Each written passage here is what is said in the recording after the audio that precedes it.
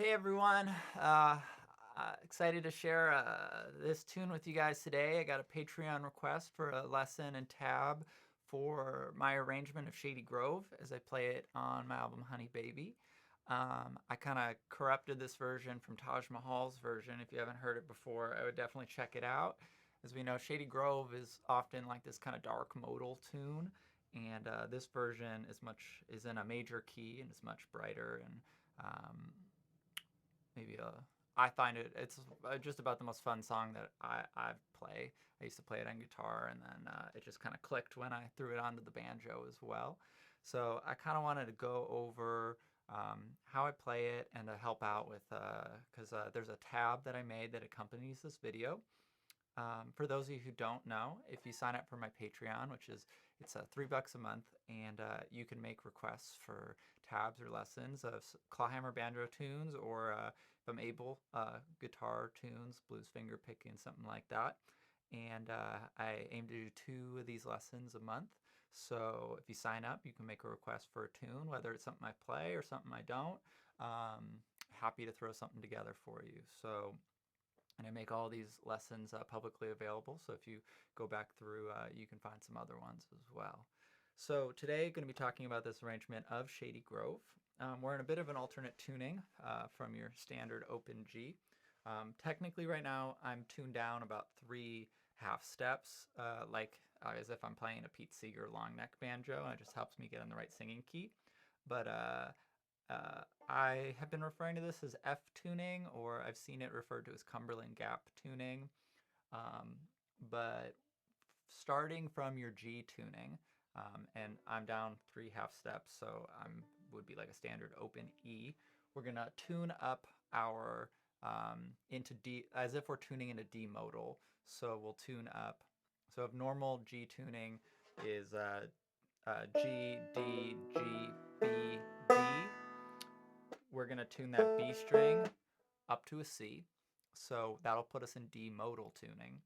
And then we will we're going to tune down our drone string a whole step. So normally we're matching the 5th fret on our high string, but now we want to match with this 3rd fret. And I think I've also heard this is referred to as G modal tuning, but when we strum, we get that kind of modal sound that we get with that D modal tuning as well.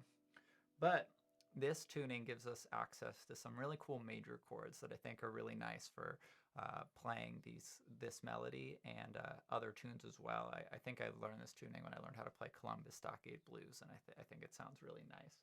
But the big thing is we're going to have 2 chord shapes, which are going to kind of lead us through the melody. And the first one is our F chord.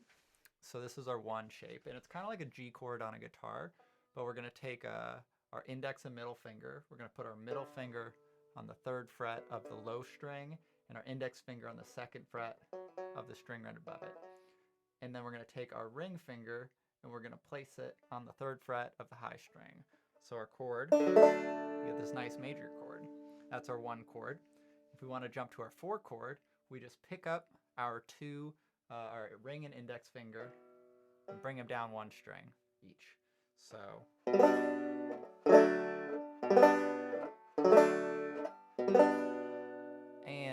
shapes are going to be there pretty much the whole time. One through that A section, the instrumental section, which is that Shady Grove we're kind of all familiar with. And it's also going to be the back and forth on that vocal section as well. So I start the tune. I just place my hands into my one chord shape. And we're going to start with a double hammer-on. So we're going to pick up our middle finger, and we're just going to go. And that's how we start. That's our little pickup. And then I like to just leave my middle finger and my ring finger on. And next I'm going to slide up to the 5th fret. So that gives us hammer, hammer, slide, slide.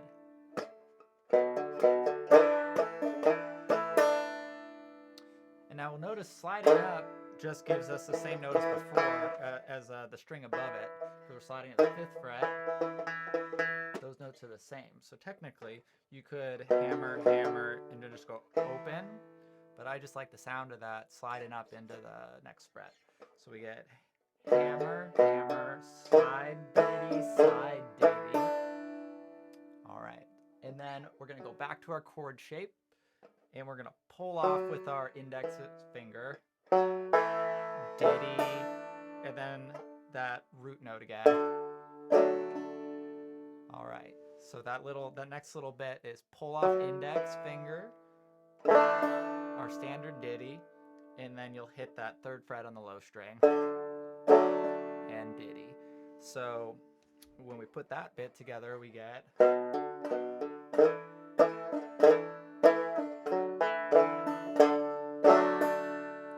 And right there, I just played that major chord again, my root chord. So next after that, we're going to have open on that 2nd to lowest string. We're going to hammer on. So we're going to do a bum ditty where we just have our middle and ring finger on the 3rd frets of the outside strings. So and then we're going to play open on that 2nd to bottom string. Ditty. We're hammer on to the 2nd fret. Right. Hammer on. And then we're going to strike the open string above it. And then we're going to slide into our 4 chord, that shape where we just bring our 2 fingers, our index and middle finger, up or down a string. I apologize. I'm always saying up or down in different ways. But we get.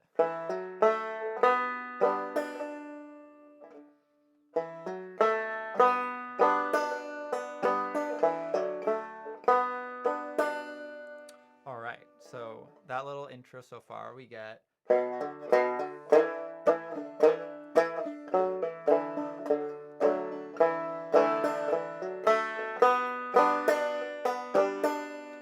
And on this 4 chord, I like to just, I do a little syncopation where we get diddy. Yeah, I do that all the time. It's in most of my lessons. And that kind of syncopation you get by doing 1 bum ditty and then a drop thumb bum ditty. So 1, 2 and 2 and 1, 2 and 2 and. Cool. So right now we're in our 4 chord shape. As we know, the next part we get that kind of high note. So we're going to play that. We start by lifting up our ring finger on that high string. We're going to open and hammer on. We're going to hammer on and do a bum ditty. Sometimes I kind of like to ghost note that dit of the ditty. So instead of bum ditty, we get. So like bum, T. Either way, but we're going to hammer on there. We're going to play the 2nd fret, just keep that chord shape. And then we're going to switch back to our 1 chord and play that open note. And then we're going to pull off on the string above it. We're going to land on that low note with the 3rd fret.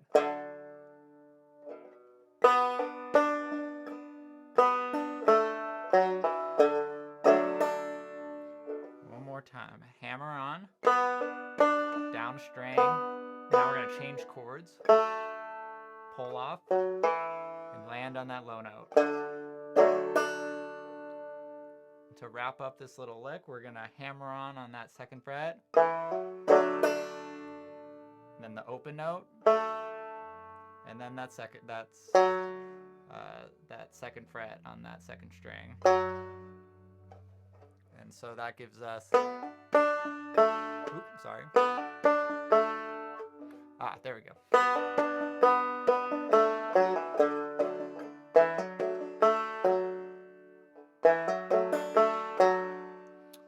And that melody, that rhythm doesn't really resolve itself the way that I play it. So it can be a bit, it kind of asks you then we can either restart that melody from there, or we can go into the vocal section. So when we restart the melody, we end up with,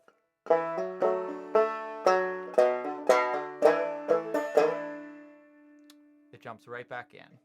So to kind of put all those pieces together, we get,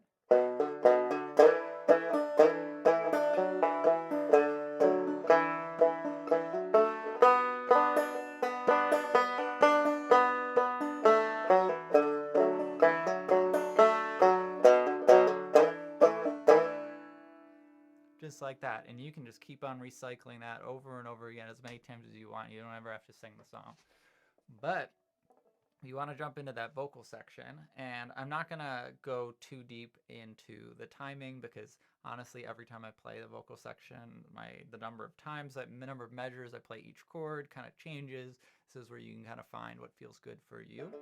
But when we wrap up the vocal section, or the instrumental section, sorry, we end up with, now I'm going to do this thing where I jump in between the 1 and the 4 chord. So I start with just a normal bum ditty on the 1, and then I'm going to jump to that 4 chord, and instead of doing a bum ditty, I'm going to do an upstrum ditty, which I have another video on my Patreon and on YouTube and stuff that talks about what this is. But instead of a drop thumb, you swipe up with your thumb, and it has the same syncopation as using a drop thumb, but you're strumming a whole chord. So you get something along the lines of bum ditty, bum ditty.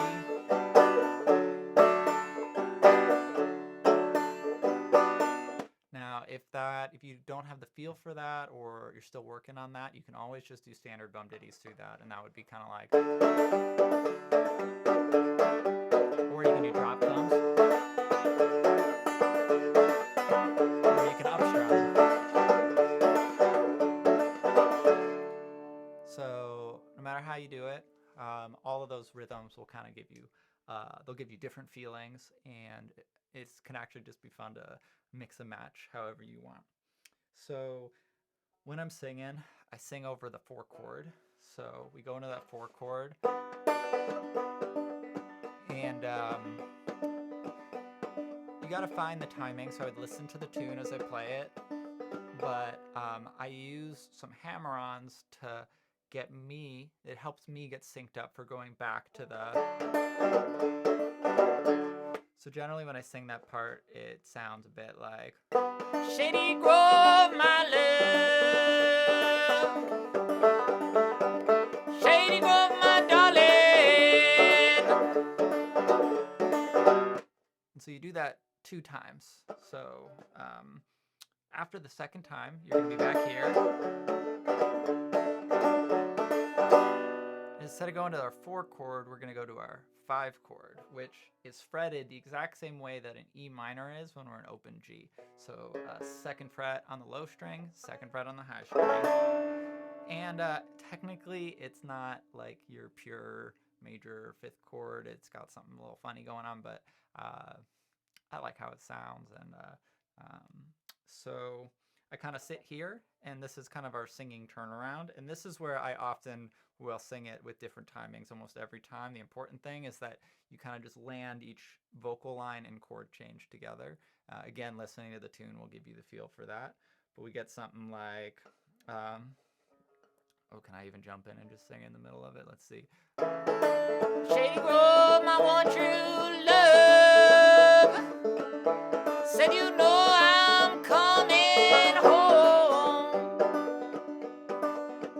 said, you know I'm coming home. So that little turnaround, there's nothing fancy going around with the banjo playing. I'm just kind of sitting on that 5 chord, and I do my little syncopation thing that I like to do, but you could just do straight bum ditties too, which would just be...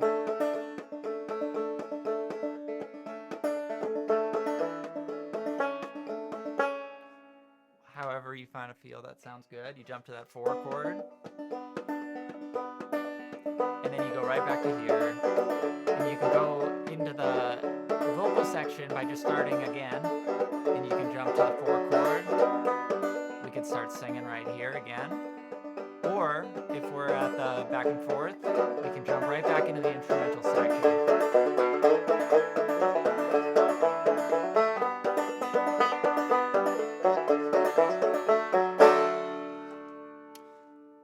And that's how I like to end the tune, just with a...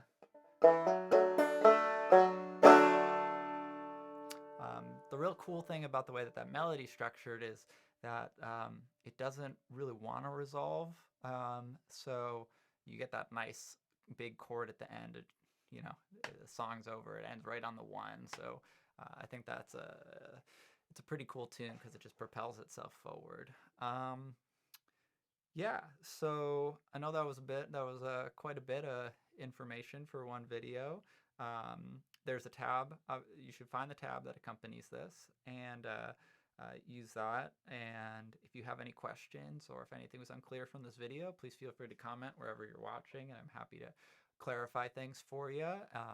This is one of my favorite tunes to play, and I'm really glad to get to share it with you all. Please, if you'd like to request a tune, you could sign up for my Patreon and like I said earlier, I do about 2 lessons a month. So if you, especially right now, if you sign up, your lesson will be right at the top of the queue, and I will turn that around pretty quick. So feel free to check out my Patreon, and I appreciate you guys tuning in, and I hope that this helps you play this tune. It's so much fun to play, and if you record anything, please tag me in it or whatever. I would love to hear it. Cool. Have a good one, guys.